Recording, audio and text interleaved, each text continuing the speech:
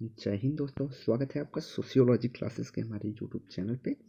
तो आज की जो वीडियो है वह इमाइल दुर्खीम से संबंधित है और उनसे संबंधित कुछ महत्वपूर्ण प्रश्नों को हम यहाँ पे देखेंगे। इसके अलावा एक ज़रूरी सूचना यह है कि अभी तक आपने हमारा टेलीग्राम चैनल नहीं ज्वाइन किया है तो ज्वाइन कर सकते हैं, जहाँ पे आपको लाइव क्विज करवाए जाते हैं।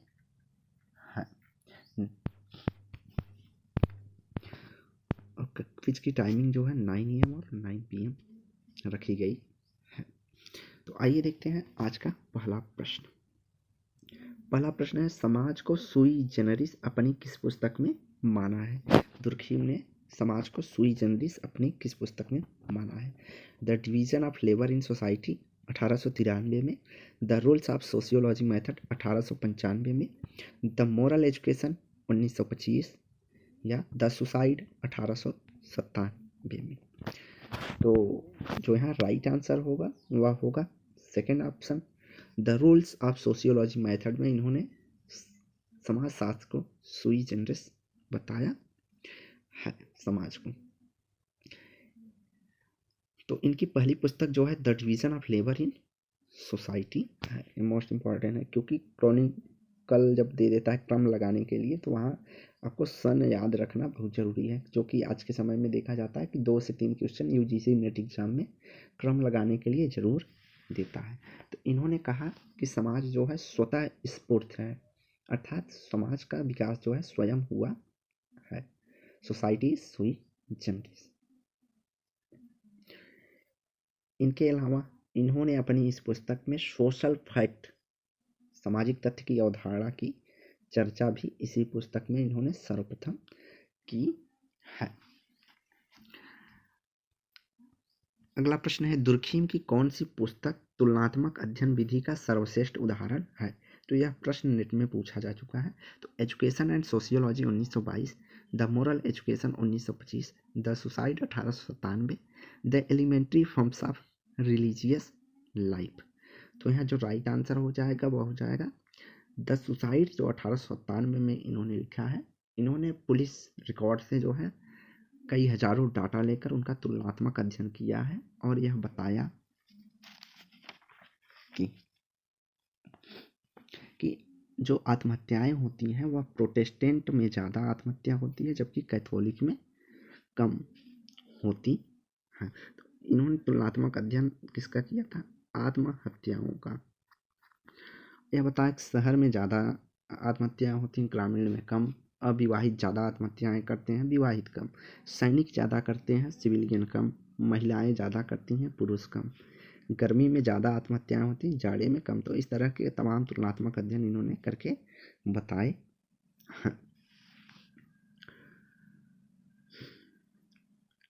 अगला है, the rules of sociology method में किस अवधारणा का उल्लेख दुर्खीम ने किया है? सामूहिक प्रतिनिधित्व, तुलनात्मक अध्ययन, दोनों का या कोई नहीं? तो the rules of sociology method में इन्होंने जो बताया है वो बताया इन्होंने सामूहिक प्रतिनिधित्व की सर्वाधिक चर्चा की है।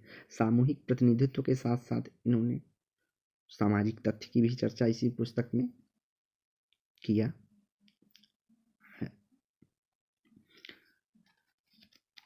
अगला प्रश्न है, दुर्खीम निम्न में से कौन सी सामाजिक तथ्य की विशेषताओं की चर्चा करते हैं? वाह्यता, बाध्यता, स्वतंत्रता, सामान्यता या सभी? तो यह राइट आंसर जो हो जाएगा, दुर्खीम ने सामाजिक तथ्यों की विशेषताओं के रूप में इन सभी तथ्यों की चर्चा की है। उन्होंने कहा सामाजिक तथ्य वाह्य होते हैं, सामाजिक तथ्य बाध्य करते हैं व्यक्ति को क्रिया करने के लिए, सामाजिक तथ्य जो है अपने आप में स्वतंत्र होते हैं, सामाजिक तत्व सभी जगह पाए जाते हैं, सामान्य होते हैं, और सामाजिक तथ्य सार्वभौमिक होती हैं, यूनिवर्सल होते हैं, अर्थात पूरे विश्व में पाए जाते हैं। इन्होंने सामाजिक तथ्य को 2 भागों में विभाजित किया है। एक सामान्य सामाजिक तथ्य या नॉर्मल सोशल फैक्ट, दूसरा असामान्य सामाजिक तथ्य या बाधकीय सामाजिक तथ्य एबनॉर्मल। तो इन्होंने कहा जो समाज को व्यवस्था बनाए रखने में तथ्य जो है अपनी भूमिका अदा करते हैं उसे इन्होंने सामान्य सामाजिक तथ्य कहा है। और यह भी कहा कि जहाँ पर बाध्यकी तथ्य कम से कम देखने को मिलते हैं। इनके अलावा इन्होंने कहा बाध्यकी तथ्य तब होते हैं जो कि जब अपराध बहुत की दर जो है बहुत अधिक होती है, आत्महत्याएं अधिक होने लगती हैं, तो जो है उसको इन्होंने सामाजिक तथ्य को बाध्यकी सामाजिक तथ्य के रूप में देखा है। इन्होंने कहा जो तथ्य होते हैं वह समय और स्थान के रूप में परिवर्तित भी होते रहते हैं। इनके अलावा इन्होंने चेतना की बात की है। तो इन्होंने चेतना की बात की है। चेतना को भी इन्होंने दो भागों में विभाजित किया है। पहला व्यक्तिगत चेतना, दूसरा इन्होंने कलेक्टिव कॉन्शियसनेस की चर्चा किया था। सामूहिक चेतना की बात करते हैं। सामूहिक चेतना के उदाहरण के तौर पे रूढ़ि, धर्म, कानून, सभी को इन्होंने सामूहिक चेतना माना है। इन्होंने सामूहिक चेतना को मूर्त माना है और सामाजिक तथ्य भी माना है। मोस्ट इम्पॉर्टेंट पॉइंट है, इन्होंने सामूहिक चेतना को मूर्त माना है और मूर्त माना है और सामाजिक तथ्य माना है। अगला प्रश्न है दुर्खीम ने अपनी किस पुस्तक में सामाजिक एकता के सिद्धांत की चर्चा की है? तो सामाजिक एकता के सिद्धांत की चर्चा इन्होंने अपनी किस पुस्तक में की है? The division of labour in society, the suicide, the wealth of nation, the moral education. तो यहाँ जो राइट आंसर हो जाएगा कि सामाजिक एकता का सिद्धांत इन्होंने अपनी पुस्तक the division of labour in society में की है। यह उनकी पहली पुस्तक मानी जाती है जो कि 1893 में प्रकाशित हुई थी। इनसे पहले जो है यहाँ पे जो पुस्तक है द वेल्थ ऑफ नेशन जो पुस्तक है वह एडम स्मिथ से है और श्रम विभाजन के सिद्धांत को लेकर इन्होंने एडम स्मिथ से प्रभावित थे। तो इन्होंने सामाजिक एकता के सिद्धांत में सामाजिक एकता के दो स्वरूपों की चर्चा की है। तो दो स्वरूप कौन से हैं? पहले एक इनका स्वरूप है यांत्रिक एकता की बात करते हैं। दूसरा सावयवी एकता की इन्होंने चर्चा की है। यांत्रिक एकता वाले समाज की इन्होंने जो बात की है, उन्होंने कहा पूर्व औद्योगिक समाज जो है वह यांत्रिक एकता वाले समाज होते हैं और औद्योगिक समाज को इन्होंने सावयवी समाज के रूप में देखा है। इनमें इन्होंने अंतर बताया है। कहा यांत्रिक एकता वाले समाज में आपको समरूपता देखने को मिलेगी, सामूहिक चेतना एवं सामूहिक प्रतिनिधित्व का महत्व देखने को मिलेगा। जनमत, परंपरा, धर्म, राजा का सर्वाधिक महत्व होता है।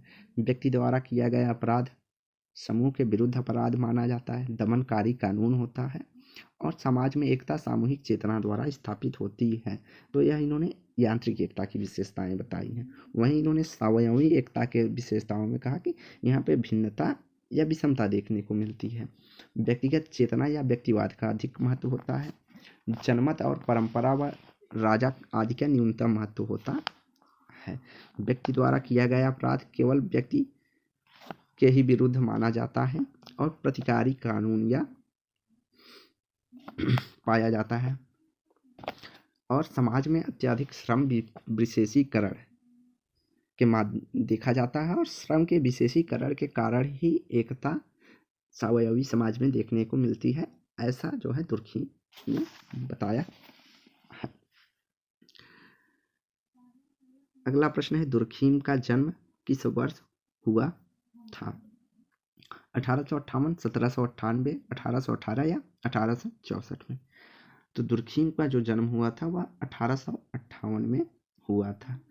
काम्टे का जन्म 1798 में हुआ था और कार्ल मार्क्स 1818 में पैदा हुए थे और मैक्स वेबर 1864 में पैदा हुए थे। तो यह भी क्रम लगाने के लिए कभी कभी दे देता है, तो यह भी आप याद रखेंगे।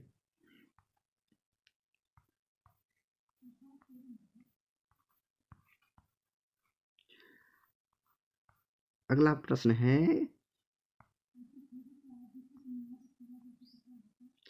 सामाजिक श्रम विभाजन के जनक के रूप में जाना जाता है दुर्खीम को, एडम स्मिथ को, कार्ल मार्क्स को, हीगल को। तो यहाँ राइट आंसर जो होगा वह दुर्खीम होगा। सामाजिक श्रम विभाजन की सर्वप्रथम उल्लेख जो है दुर्खीम ने किया है। तो और अगर ये बात हो कि केवल श्रम विभाजन का सर्वप्रथम उल्लेख किसने किया है, तो श्रम विभाजन का सर्वप्रथम उल्लेख एडम स्मिथ ने द वेल्थ ऑफ नेशन में किया है। तो दुर्खीम जो है अपनी श्रम विभाजन के सिद्धांत को प्लेटो के प्रभाव के कारण दिया था। इन्होंने श्रम विभाजन की जो चर्चा की है अपनी पुस्तक the division of labour in society में किया है, जो कि इनका शोध ग्रंथ भी माना जाता है। दुर्खीम का मानना था जैसे जैसे जनसंख्या घनत्व बढ़ेगी वैसे वैसे श्रम विभाजन होगा, अर्थात श्रम का विशेषीकरण होगा, और श्रम के विशेषीकरण के द्वारा ही समाज में जो है एकता बनी रहेगी, अर्थात श्रम विभाजन सामाजिक एकता को बनाए रखने में कार्य करता है। तो इन्होंने श्रम विभाजन को सामान्य श्रम विभाजन और असामान्य श्रम विभाजन के रूप में डिवाइड किया है। सामान्य श्रम विभाजन वह है जो श्रम का विभाजन समाज में एकता लाने का कार्य करता है, अर्थात प्रकार्यात्मक है, और असामान्य श्रम विभाजन को इन्होंने कहा कि जो दुष्प्रकार्यात्मक है उसको इन्होंने असामान्य श्रम विभाजन की श्रेणी में रखा है। इसी से इन्होंने असामान्य की श्रेणी में रखा है आदर्श शून्यता श्रम विभाजन और बलात् श्रम विभाजन, दो भागों में असामान्य श्रम विभाजन की भी इन्होंने चर्चा की है। अगला प्रश्न है निम्न में से कौन सी आत्महत्या का प्रकार औद्योगिक समाज में सर्वाधिक देखी जाती है? भाग्यवादी आत्महत्या, प्रतिमानहीनता आत्महत्या, परार्थवादी आत्महत्या या अहमवादी आत्महत्या। तो इन्होंने आत्महत्या की चर्चा अपनी पुस्तक कीड़ी सुसाइड में की है, या द सुसाइड आपको देखने को मिलेगा, जो कि 1897 में है, और द सुसाइड पुस्तक जो है तुलनात्मक विधि के अध्ययन की सर्वाधिक प्रमुख पुस्तक मानी जाती है दुर्खीम के परिप्रेक्ष्य में। इन्होंने 4 प्रकार की आत्महत्याओं की चर्चा की है, भाग्यवादी, प्रतिमानहीनतावादी, परार्थवादी आत्महत्या और अहमवादी आत्महत्या की चर्चा की, जिसमें से यहाँ पे जो है प्रतिमानहीनता आत्महत्या को इन्होंने औद्योगिक समाज में होने वाली आत्महत्या माना है। अब यहाँ परार्थवादी अहमवादी आत्महत्या होती है जब व्यक्ति अपने निजी कारणों या परेशानियों के कारण आत्महत्या कर लेता है, तो उसको अहमवादी आत्महत्या की श्रेणी में रखा है। दूसरा है परार्थवादी आत्महत्या। परार्थवादी आत्महत्या जो होता है जिसमें व्यक्ति निजी कारणों के से नहीं बल्कि सामाजिक हित या सामाजिक मूल्यों के प्रति अनुरूपता दिखाने के कारण आत्महत्या कर लेता है, अर्थात समाज के हित के लिए आत्महत्या करता है, तो उसको इन्होंने परार्थवादी आत्महत्या की श्रेणी में रखा है। तो इसके उदाहरण पूछे जाते हैं जैसे सती प्रथा, जौहर प्रथा, देश की स्वाधीनता हेतु फांसी चढ़ना, राष्ट्र की सुरक्षा हेतु शहीद हो जाना, आदि तरह की आत्महत्याएं जो है परार्थवादी आत्महत्याएं देखी जाती हैं। तीसरा टाइप है प्रतिमानहीनतावादी आत्महत्या, अर्थात एनोमी आत्महत्याएं। तो जब मूल्य प्रतिमान मानदंड पूर्णतः समाप्त हो जाते हैं, अराजकता की स्थिति हो जाती है, जिससे व्यक्ति समाज में जीने का अर्थ नहीं ढूंढ पाता, अर्थात व्यक्ति को ऐसा लगने लगता है कि हमारा इस समाज में जीने का कोई वो नहीं मिल रहा है, उद्देश्य नहीं मिल रहा है, उद्देश्य नहीं है, तो अपनी जीवन लीला को समाप्त कर लेता है। तो इस प्रकार की आत्महत्याओं को प्रतिमानहीनता या एनोमी की आत्महत्या कहा है, जिसको इन्होंने किसानों द्वारा कर्ज के कारण या किसी अन्य कारण किसानों द्वारा की जाने वाली आत्महत्या को इन्होंने प्रतिमानहीनता आत्महत्या बताया है। अचानक व्यापार में घाटे की स्थिति उत्पन्न हो जाने के कारण आत्महत्या करना एनोमी आत्महत्या बताया है, या प्रतिमानहीनतावादी आत्महत्या कहा है। और दूसरा भाग्यवादी आत्महत्या की इन्होंने चौथी बात की है। तो भाग्यवादी आत्महत्या को इन्होंने आखिरी में बताया था। तो भाग्यवादी आत्महत्या यह आत्महत्या होती है जब सामाजिक नियम प्रतिमान किसी व्यक्ति पर ज़्यादा आरोपित किए जाते हैं, जिससे जीवन जीना दूभर विफल हो जाता है।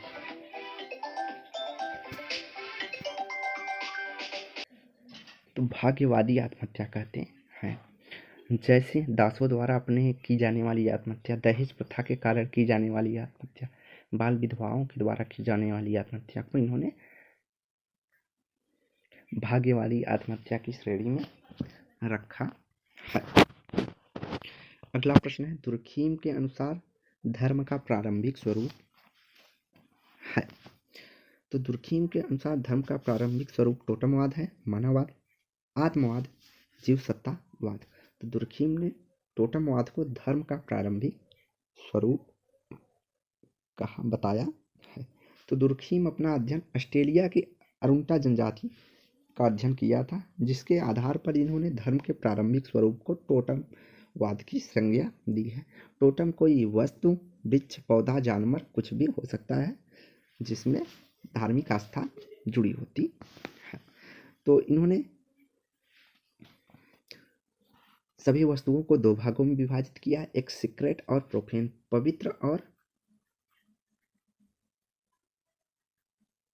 साधारण या लौकिक मान लीजिए, लौकिक कहीं कहीं दिया रहता है। तो दो भागों में विभाजित किया है।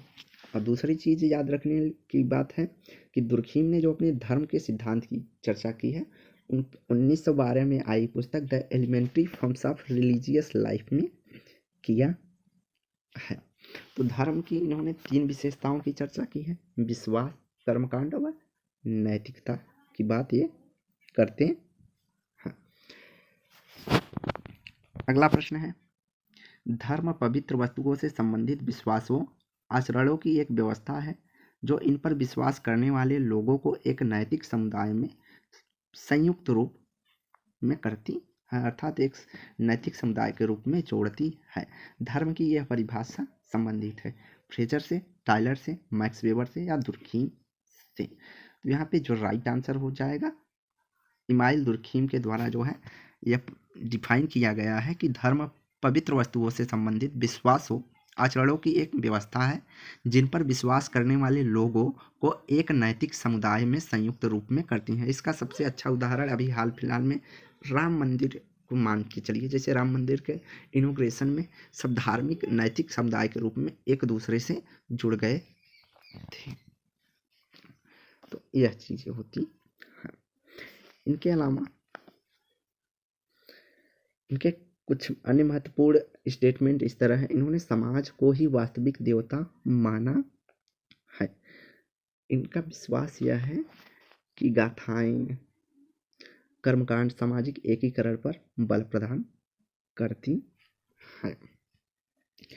अगला प्रश्न है, स्वर्ग का साम्राज्य एक महिमाविंत समाज है। यह स्टेटमेंट संबंधित है दुर्खीम से, फ्रेजर से, काम्टे से या स्पेंसर से।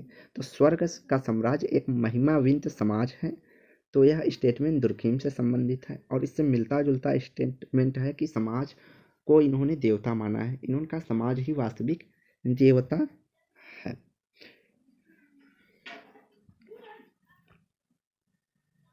अगला प्रश्न है, विसंगति आदर्श विहीनता की एक अवस्था है और स्वाभाविकता का अभाव है, नियमों का निलंबन है, एक ऐसी स्थिति जिसमें हम अक्सर नियम विहीनता कहते हैं। यह स्टेटमेंट संबंधित है दुर्खीम से, मर्टन से, फ्रेजर से या कोहेन से। तो इसको अंग्रेजी में देखो, नियमहीनता एनोमी कहते हैं। तो इन्होंने एनोमी की जो सर्वप्रथम चर्चा की थी अपनी पुस्तक the division of labour in society में किया है। और यह स्टेटमेंट या परिभाषा जो है दुर्खीम से संबंधित है। और जो मर्टन बताते हैं वह डेविएंस बताते हैं। जब भी आएगा तो डेविएंस अर्थात विचलन की चर्चा मर्टन करते हैं। इन्होंने विसंगति उत्पन्न होने के कई कारणों की चर्चा की है, जैसे सामूहिक शक्ति अर्थात सामाजिक नियंत्रण भंग होने के कारण, अचानक महत्वपूर्ण तकनीकी परिवर्तन के कारण, एकाएक कोई बड़ी उन्नति या अवनति होने पर। इन्होंने अपराध को, सबसे मोस्ट इम्पॉर्टेंट पॉइंट है कि इन्होंने अपराध को समाज के लिए अनिवार्य हिस्सा माना है, अर्थात सामान्य माना है। इनका प्रत्येक समाज में अपराध हमें देखने को मिलते हैं। और दूसरा इम्पॉर्टेंट पॉइंट है कि इन्होंने विसंगति या एनोमी की अवधारणा किस पुस्तक में की है, तो the division of labour in society जो इनकी पहली पुस्तक थी उसी में इन्होंने एनोमी या विसंगति या आदर्श शून्यता की चर्चा की है। और सर्वप्रथम विसंगति की बात इन्होंने की है, यह भी कहा जा सकता है। अगला प्रश्न है, धर्म को पवित्र जादू व विज्ञान को अपवित्र मानते हैं। फ्रेजर, दुर्खीम और फ्रेजर मालिनोवस्की। तो यहाँ पे जो राइट आंसर हो जाएगा, धर्म को पवित्र और जादू व विज्ञान को अपवित्र जो है दुर्खीम और फ्रेजर दोनों मानते हैं। दुर्खीम यहाँ तक मानते हैं कि धर्म आत्महत्या को प्रभावित करता है, जबकि मालिनोवस्की ने धर्म और जादू को पवित्र किया। इन्होंने मालिनोवस्की जो है जादू को भी पवित्र मानते हैं और विज्ञान को अपवित्र मानते हैं मालिनोवस्की। तो यहाँ जो राइट आंसर होगा वह हमारा दुर्खीम व फ्रेजर दोनों हैं, जिन्होंने धर्म को तो पवित्र माना लेकिन जादू व विज्ञान को अपवित्र माना है। इनके अलावा अन्य महत्वपूर्ण जो तथ्य हैं कि दुर्खीम की मृत्यु कब हुई थी। दुर्खीम की मृत्यु जो है 1917 में हुई है।